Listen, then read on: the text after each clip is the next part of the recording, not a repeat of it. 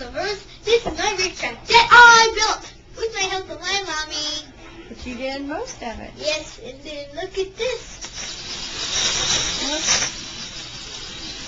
And tell me what the issues.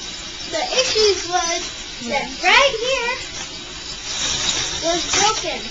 So I snapped this chain off, broke the track, and then I put one of those thingies right there.